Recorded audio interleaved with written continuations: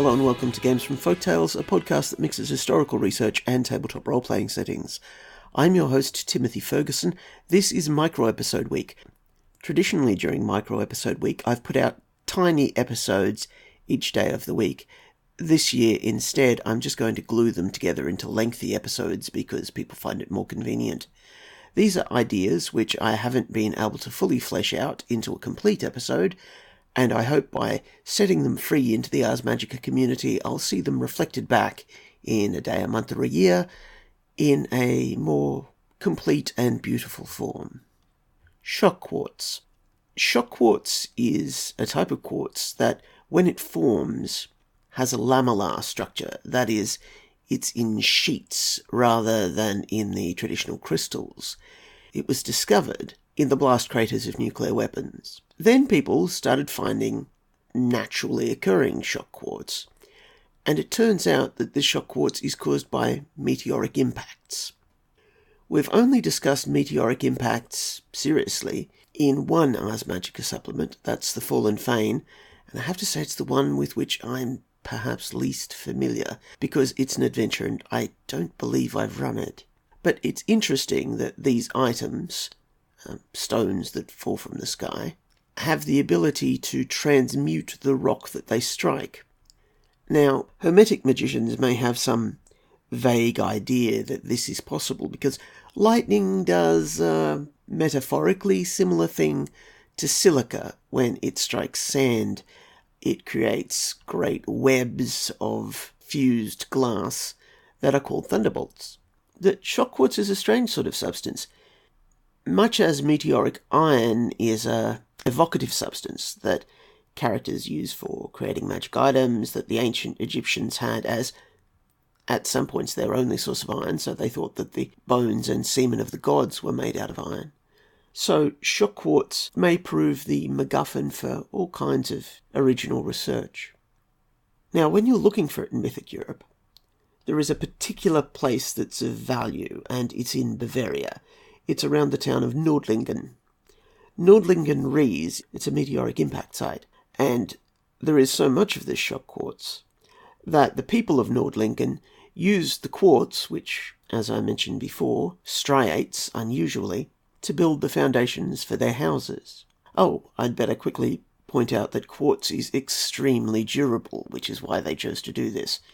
I come from a small gold mining town in central Queensland, so I have a little piece of quartz to remind me of home.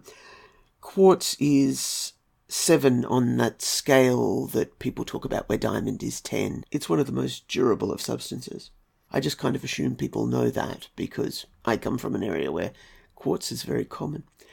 So, because it's so hard, it makes for a great foundation, and they have an entire village where the foundations of the buildings are built out of this mystical stuff. Does it create an aura? Does it call down astral spirits? Does it make aerial demons feel more comfortable in the place? You can't make the very bones of your town strange magical ore caused by rocks falling from the sky and have a normal sort of life. And it's in the middle of the Rhine Tribunal.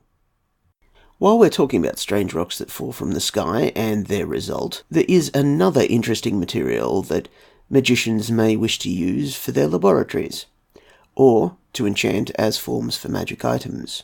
These are shatter cones.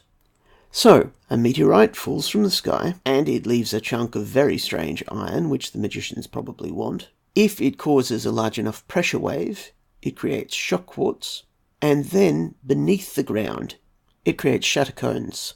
Now, shatter cones vary in size from microscopic to the largest known one is about 10 meters long. But to explain what they are, when the meteorite hits the ground, it sends out a wave of pressure. That pressure flows away through the ground, creating cones of stone, cones of compressed soil, or if there's already stone there, cones of pseudo-striated stone. And if there are multiple cones that are connected to one meteoric crater, they will all point so that the tip of the shatter cone, of each shatter cone, is pointing toward where the meteor struck. That is, they're pointing toward the origin of the wave of force that caused them to be formed. I do apologize for that little clicking sound you heard in the background then. That is a domestic house gecko, a small putty-coloured creature, giant versions of which act as spirit familiars for the sorcerers of Socotra. Again, metaphorically, they're similar to thunderbolts, which are caused by the heat from lightning striking sand. So, if Magi believe that meteors are just larger thunderbolts, what these are the largest thunderbolts possible. As I say, the largest one known is about 10 meters. Now, if they are connected with lightning, I'd like to see a magician who wants to collect all of the shatter cones from a single crater and use them as a laboratory piece to either control lightning or draw down airy spirits, or he wants to call down lightning to reanimate corpses Frankenstein style. So to sum up this subsection, in Ars Magica, we've thought at least a little about meteorites. But in addition to thinking about the meteorite itself, we should also think about the stone that it's landing upon. I have a note to myself here to talk about the discovery of phosphorus. Phosphorus was discovered by an alchemist in 1669. What he did was he took a large amount of urine, left it sitting around for ages until it became a sort of black powder, burned it with sand, and then ran the vapours and oils that came off of that through water to condense them. You might be wondering, why does someone have that much urine lying around? And it's because right up until the 17th century, urine was used in laundrying. But moving on, once you do all of these things, as Henning Brown discovered, you get phosphorus, which he named because it glows in the dark. Like a lot of alchemists, he was very interested in the philosopher's stone, and people thought that a cold substance that glowed in the dark, a cold fire as he called it, was just the kind of mystical thing that may lead to being able to live forever or turn lead to gold. Brand is the first named person to discover an element. Now, elements don't exist in Ars Magica in the conventional sense, but we may finally have found an elemental more dangerous than the one I placed in an ancient Roman lead mine that was full of toxic white lead. An elemental made out of phosphorus is explosive and toxic to the touch. The main forms of phosphorus we have are white phosphorus, which is the one that we've been discussing so far, and red phosphorus, which is what happens when you take white phosphorus and in the absence of air you heat it up to about 300 degrees. The advantage of red phosphorus is that it's not toxic to touch. Similarly, white phosphorus will just burn on its own when left in air. Red phosphorus is slightly more stable. Having mentioned phosphorus, I'd like to draw your attention back to an earlier episode of the podcast called Playing the Ghost, in which I discussed the habit of people discovering that phosphorescent paint existed, covering themselves in it and jumping out to scare other locals. That episode also deals with the Spring Heel Jack phenomenon.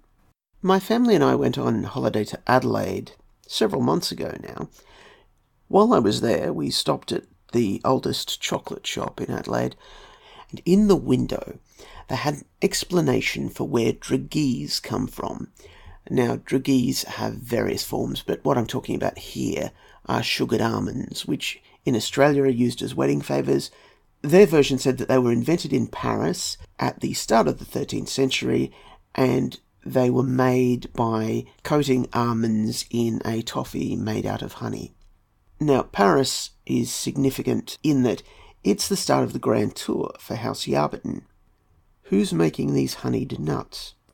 I'd like to suggest that it's a demon who wants to appear affable and friendly, and so he gives these things out so that he appears weak. It encourages the young apprentices to underestimate him and call him Old Honeynuts, which the Yarberton Masters, the bear leaders for the Grand Tour, insist that they don't do because they realise what the scheme is. But of course, because it's now forbidden to call him Old Honeynuts and to try and steal his nuts, that makes it all the more interesting and enjoyable.